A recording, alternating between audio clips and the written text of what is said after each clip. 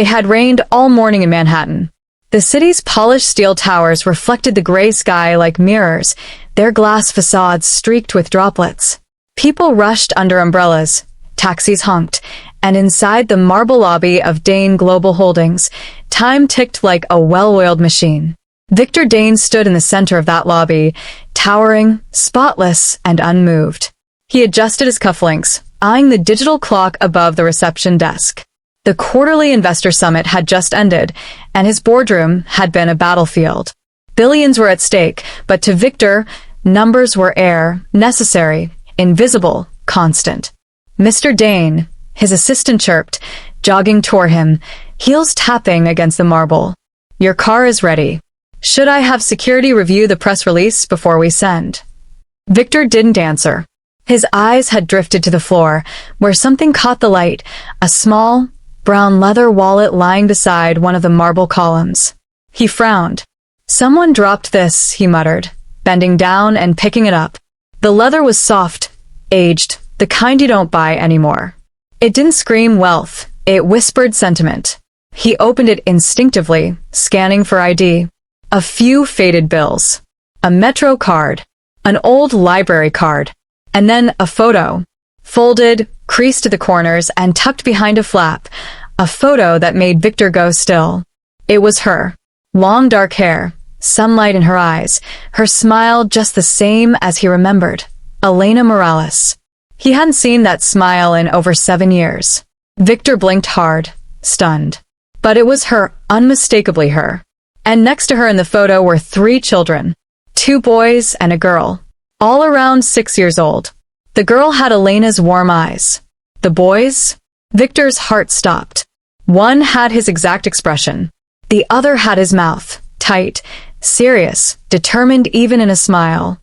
And all 3 children had dimples. His dimples. Victor stood there for a long moment, breath stuck in his throat, mind reeling. No, it couldn't be.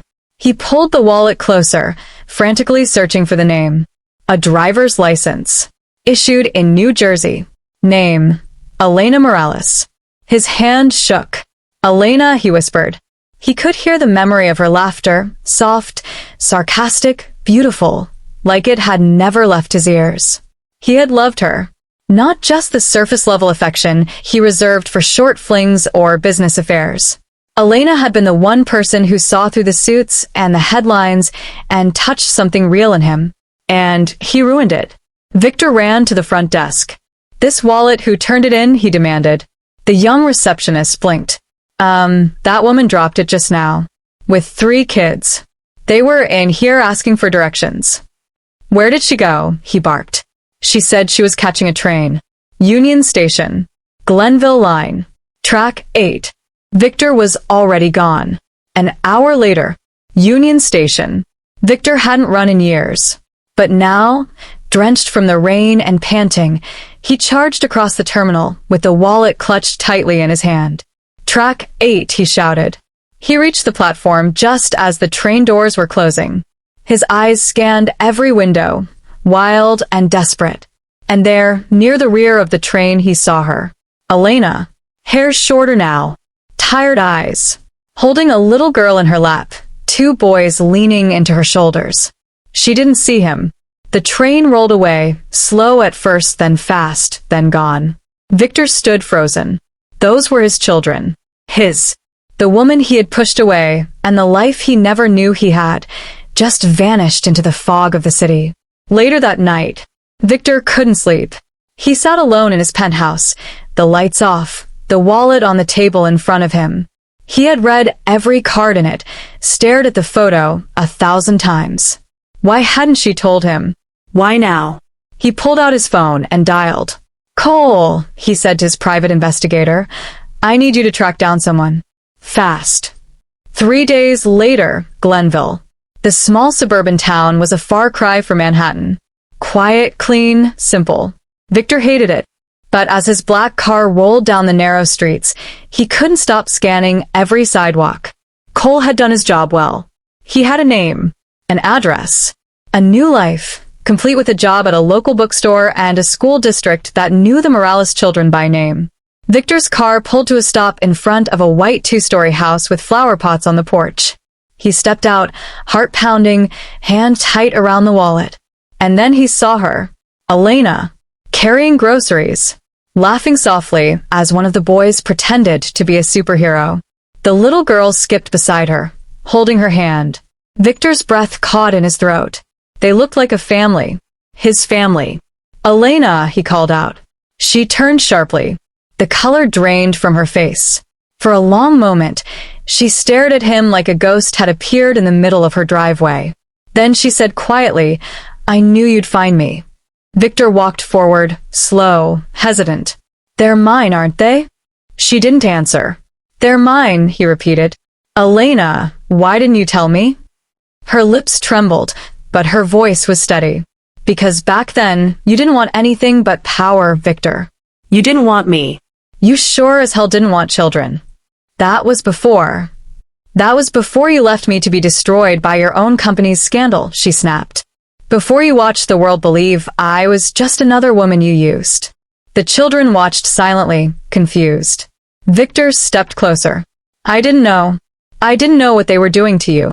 "You didn't care to know," she said. A tense silence filled the air. Then one of the boys stepped forward. "Mom? Who is that?"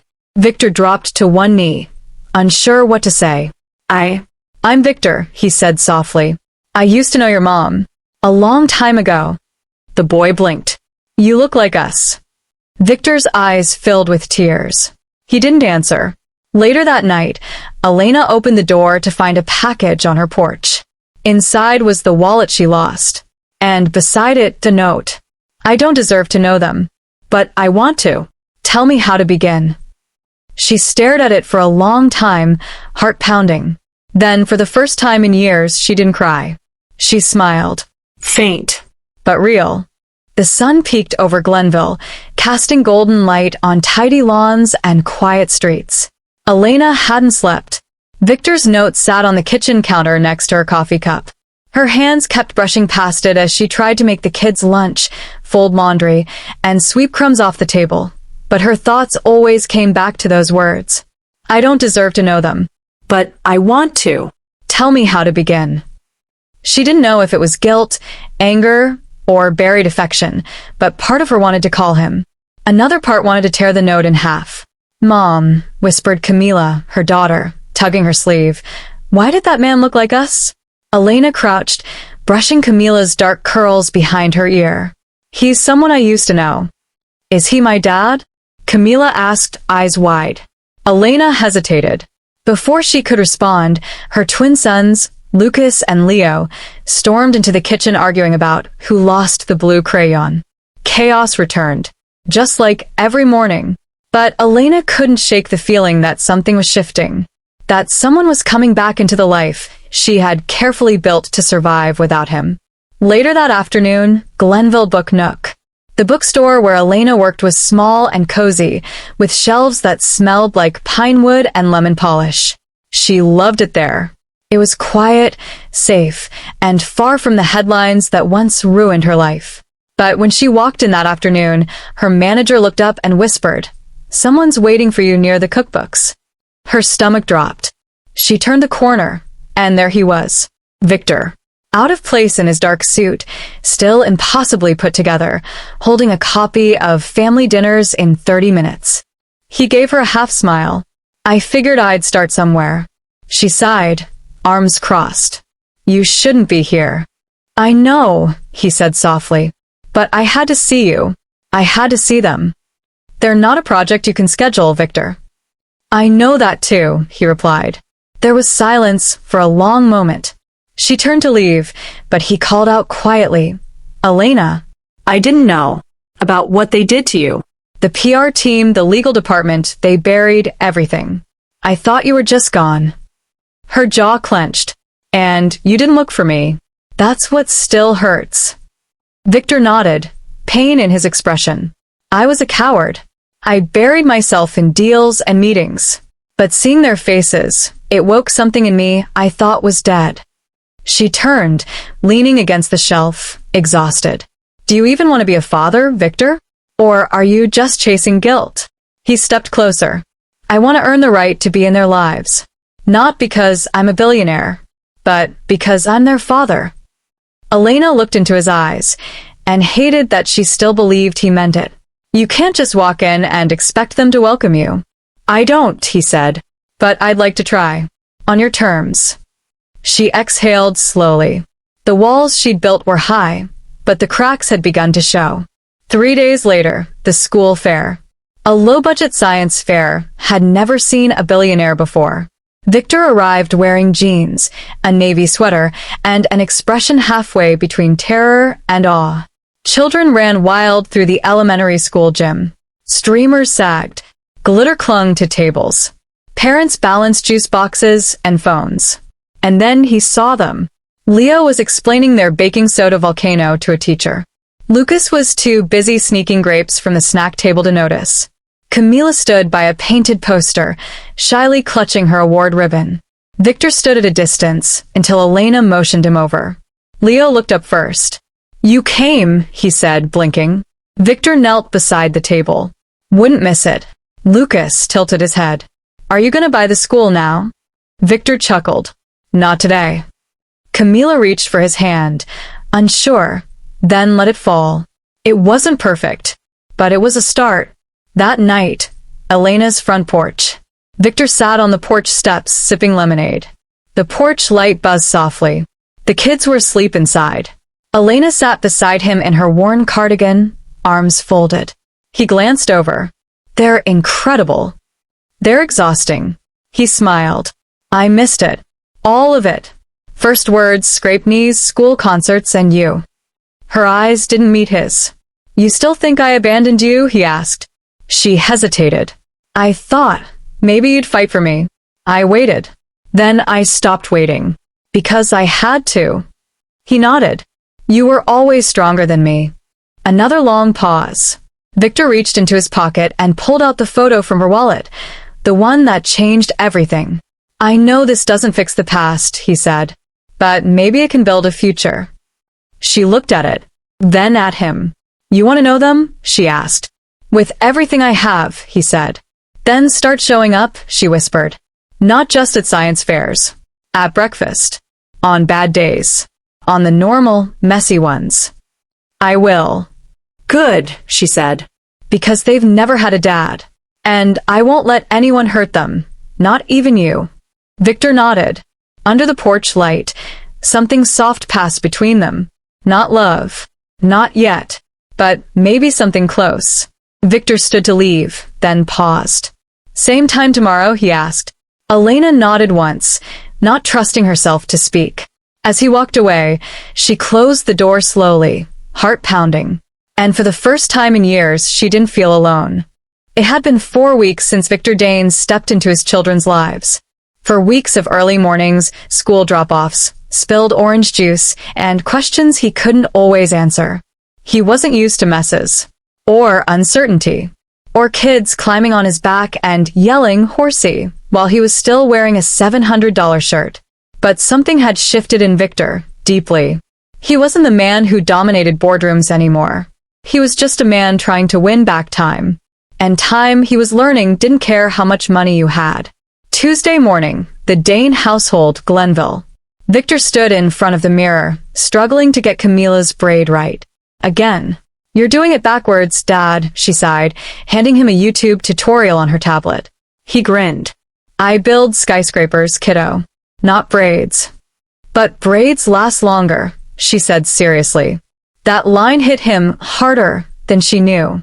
Across the kitchen, Lucas was scribbling answers on a worksheet while Leo made a face over the oatmeal. This tastes like sadness, Leo announced. Victor laughed. It's healthy. I want sadness with chocolate chips next time, Leo replied, folding his arms.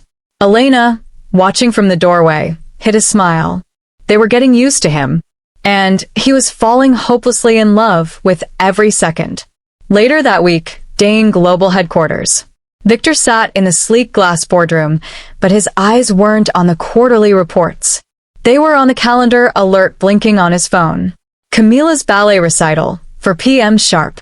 One of the partners was mid-presentation when Victor stood up. Reschedule this, he said calmly. Sir, his assistant blinked. The Hong Kong investors are. I said reschedule, Victor repeated. I have somewhere more important to be. That afternoon, elementary school auditorium. The school was chaotic. Kids in tutus darted around, parents jostled for seats. The folding chairs were uncomfortable, and the stage curtains smelled like mothballs. Victor found a spot in the back, heart pounding. He wore no suit today, just jeans and a sweatshirt. No one noticed him. For once, he wasn't Victor Dane, billionaire. He was just Camila's dad. The lights dimmed. The music started. And when Camila stepped onto the stage in her tiny pink leotard and scanned the crowd, her eyes landed on him. She smiled. Beamed. And Victor forgot the rest of the world. Backstage, after the recital, Camila ran to him, still in costume. You came, she shouted, arms flung around his neck. Of course I did, he whispered. Behind them, Elena approached, wiping her eyes. You really are changing, she said. Victor turned to face her. I don't want to miss another thing. Not ever again. You may not always get it right, she warned. I know, he said. But I'll show up. Every single time. 2 weeks later, the media storm. It started with a photo. Someone at the recital recognized him. A blurry picture of Victor holding Camila went viral overnight. Headlines exploded. Victor Dane's secret family? Billionaire's hidden children, a scandal uncovered. From penthouse to playground, the fall of Victor Dane. The next morning, Victor's board held an emergency meeting. You're becoming a liability, one partner snapped. Our investors don't like surprises. Victor leaned forward. You're all afraid of my reputation changing. But maybe it should. This isn't the man we hired. No, Victor said softly. He's gone. And this one goes to science fairs and piano recitals. They gave him an ultimatum. Step back quietly and sell his shares, or they'd force him out. He didn't even hesitate. I'll sign the papers, Victor said, standing. But I'm keeping one thing. What's that? One executive asked. Victor smiled. Time. 1 month later, Glenville Park. The air smelled of fresh grass and cotton candy. The twins were tossing a football, Camila was blowing bubbles, and Elena sat beneath the tree, her face tilted toward the sun. Victor sat beside her on the picnic blanket, holding juice boxes.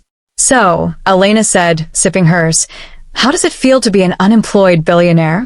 Victor grinned. Liberating. I get to wear sneakers without judgment now. She laughed. He turned to her. I gave up a company, but I got something back that's worth more.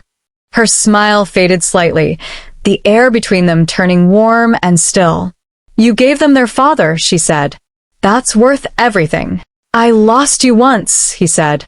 But if there's any part of you that could ever... He didn't finish. She reached over, took his hand, and squeezed it gently. I never stopped, she whispered. Victor blinked hard. His throat was tight. Evening at the house. The kids were sprawled across the couch, snoring in a pile of blankets and popcorn. A cheesy cartoon played on mute. Victor and Elena stood in the hallway, watching. They're happy, he said. So am I, she replied. He turned to her. Elena? He held out something small in his hand. It was the original photo, the one he'd found in the wallet.